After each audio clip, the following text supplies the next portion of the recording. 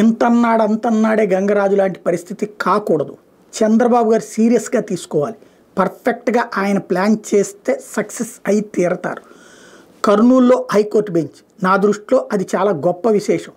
High court కట్టలేకపోయినా బెంచేనే కట్టాలి. విశాఖలో కూడా ఒకటి ఉండాలని కోరుకుంటా. ఉత్తరాంధ్రకు ఒక హైకోర్టు బెంచ్, తద్వారా ఇక్కడ మెయిన్ హైకోర్టు మీద భారం తగ్గుతుంది.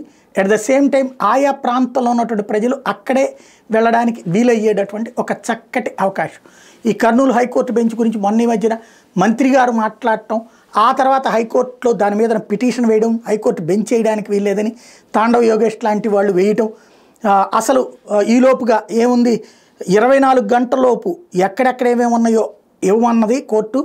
రేపటికల్లా న్యాయమూర్తులతో కమిటీ వేసేసి పరిశీలించబోతున్నారు అంటూ పేపర్లు బ్రేకింగ్లు ఇవన్నీ రావడం, దాని ఆధారంగా కోర్టులో కేసేస్తే అప్పట్లో డైరెక్ట్గా చీఫ్ జస్టిస్ అడిగారు, మాకే తెలియదే న్యాయమూర్తులు వెళ్తున్నారని. అట్లాగే మీరేదో ఆర్గ్యుమెంట్స్ వినిపించారన్నారు, అసలు ఎవరు వినిపించారు, ఏం జరిగింది అని అడగటం.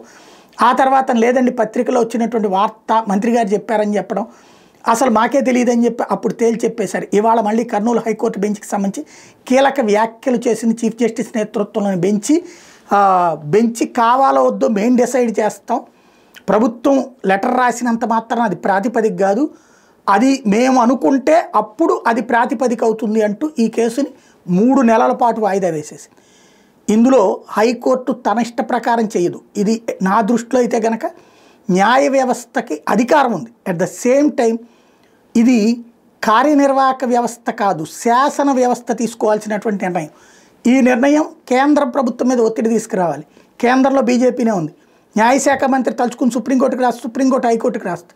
అప్పుడు హైకోర్టు ఖచ్చితంగా తన నిర్ణయం తెలియజేయాల్సి వస్తుంది. ఇక్కడ ప్రజల కోరిక, ఈ ప్రజల కోరికని తీర్చాలి అన్నటువంటి ఒత్తిడి ఖచ్చితంగా రాష్ట్ర ప్రభుత్వమే చేయాల్సినటువంటి అవసరం అయితే ఉంది.